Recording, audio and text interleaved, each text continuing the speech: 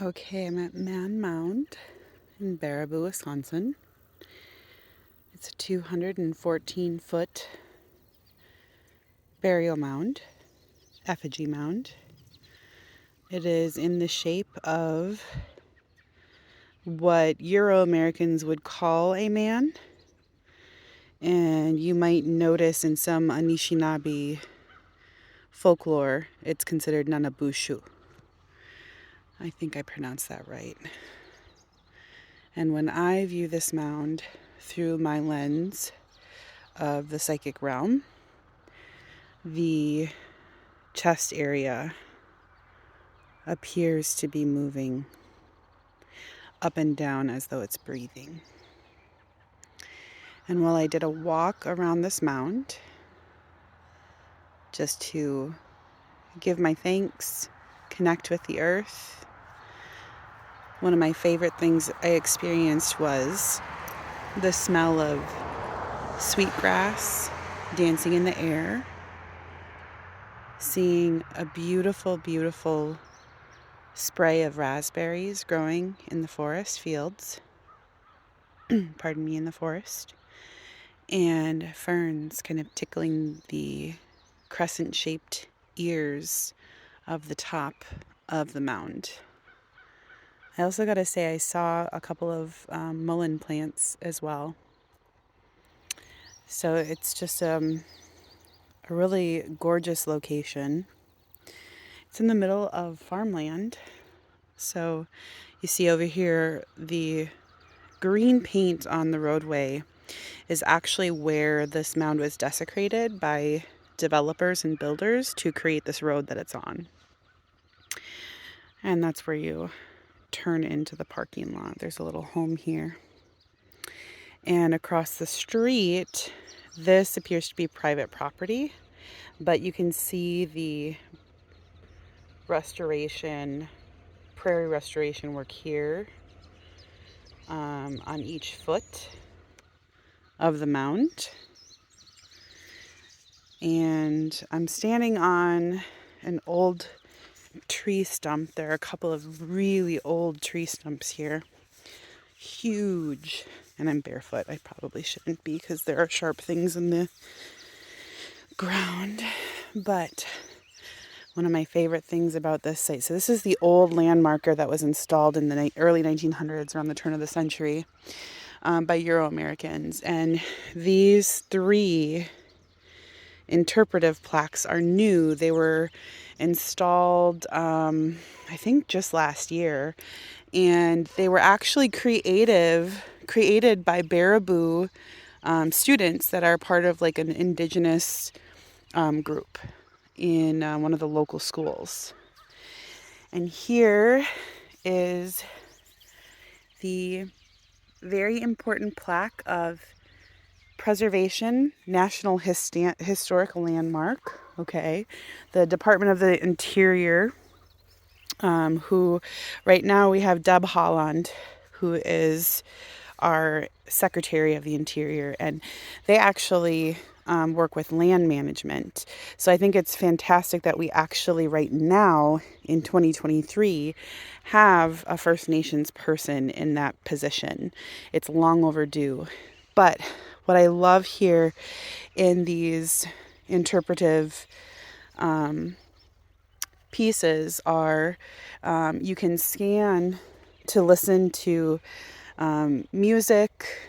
The verbiage that they use is very important because they're First Nations forward with how they are interpreting at this location, and that's very important.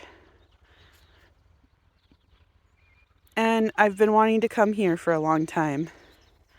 I just haven't had a chance to stop and get out here. But today, my heart said to take the scenic route home from dropping my nephew off in Black River Falls.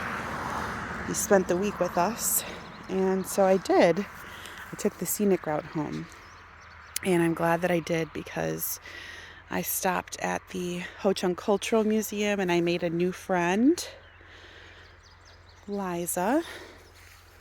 Did a reading for her. It was a really lovely experience. Oh, I wish you could smell the sweetgrass in the air. It's just so fragrant and beautiful. And then Liza recommended I go to Wanawalk Spiritualist Camp, which I had heard of, but I'd never actually been there. So I did. Had actually stopped in and bought a book and decided to sit down with one of the readers there because I had some questions about her knowledge. She worked with shamanism or shamanic practitioner. And then now I am here at Mound. So thank you for tuning in. I hope this was interesting to you, and let me know in the comments, like, and let me know if you want to see more stuff like this, because I think it's just fascinating. And the other thing you'll want to know is one of the pieces that's really important to preserving these landmarks or preserving these beautiful, beautiful creations that these have existed here for thousands of years, many of these. They're even considered like pre-Ho-Chunk, some of them. And so a lot of times, like, Ho-Chunk will refer to themselves as the keepers of the mounds or the caretakers of the mounds. We don't actually know the people that built them. But what's also important about these is because they're getting plowed every day or built over every day, we're losing really critical information about land management and the ecosystem that existed at the time that these were built. So a lot of these mound sites have a lot of really important information about the types of plants and trees and systems of understanding the land embedded or encoded into how they were built. And so that's why it's really important for us to preserve these so we can, honor their energy, of course, because I will tell you the most haunted locations I've lived in have been the ones that have been built over or completely desecrated mound sites or sacred sites. So it's important because we want to preserve that beautiful healing energy within the land. We want to honor how it was protected and cared for. I mean, these took hundreds of years to build. This right here is like, if you were to tear this down, it'd be like knocking over Stonehenge and crushing it. It's that important. So we don't really realize what we have around us here in Wisconsin until we start kind of learning and doing the research. And I also feel like until you visit one of these sites, you don't really know kind of what you are surrounded by. And here's an example of a map of all of the mound locations. I suspect there are probably more in the north that we just don't know about yet. But you'll see they're very concentrated kind of around this area. And the older ones are here, and they kind of end up kind of making this path upwards through Wisconsin. So northeast. Yeah, northeast. And then what this doesn't show is there are really important mounds also in Iowa. And then there's also, for example, one that I'd like to visit in Ohio. And that one is Serpent Mound. And that one is actually directly aligned with the summer solstice sunset. So I hope you enjoyed this. And if you want me to visit locations like this again, just let me know. And just know that places like this are disappearing every day because we're letting people with money control the outcome of how our boards, who are supposed to be protecting, like our state boards, who are supposed to be protecting these things, they're swaying those opinions. And so it's really important for us to make sure we share our voice and know that it's really important to honor and understand these places as best as we can, so that we're not overdeveloping the land in a way that's kind of like one-time use. You know, if you kind of look at, my nephew is here and he really wanted to watch the Lorax. And they talk about the oncelers in the Lorax and how they decimate and deforest and kind of suck up all the resources in order to manufacture and create things that, yeah, sure, they're useful, but also, you know, their value expires quicker than normal. And what land management tells us is we need to make sure we're not taking more than we should. And we're not destroying the things that continuously give to us. And so that's why it's important to be able to kind of protect and preserve our environment. And right now, you know, we're seeing how Mother Earth is sick. And Mother Earth is telling us, you know, through floods and fires and temperatures, you know, I'm sick, I have a fever, things are not working, things are not functioning, we need to make changes. And what we'll find is through media outlets, you know, we're the ones who are being told, oh, we have, you know, the power to change things by doing this and doing that.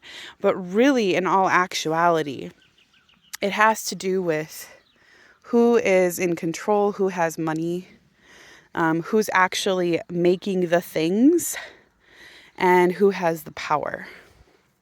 And they're the ones who should be held accountable for being responsible and doing the right thing and healing what we're dealing with. So that's my one critique of the Lorax. I know my nephew loves that movie, but I remember at the end of that movie, he gives the young boy a seed because he has this outdated thinking about how he can't do anything about it. This onceler has destroyed all of the trees. They don't have any more trees, and the environment's polluted, and now nobody is buying their, can't remember what they're calling them, sneaths or something like that. So the factories shut down and the towns are abandoned. This is post-industrialism. And so this is really kind of a testament to what we're seeing over and over again. So we have the ability to learn from history. We have the ability to do something here. And it's not necessarily the power is in the people. It is, but really the power should be we're holding groups accountable for what they're doing. So my 2 cents is make sure you're electing people who are holding folks accountable, who aren't afraid to hold folks accountable. Okay? That's what's important. And so I will get off my soapbox. But you know me as a psychic, I always say when I tap into certain energies and I'm being called, you know, to speak on something, it's important for me to share that. So, and what we'll find more and more as this stuff gets out of hand, that the personal becomes political. So that's why I'm okay being an advocate and being vocal about this stuff. So I hope you enjoyed my little spiel and my little talk of the man mound. It's just incredible being here. And I hope you have a wonderful weekend. Take care.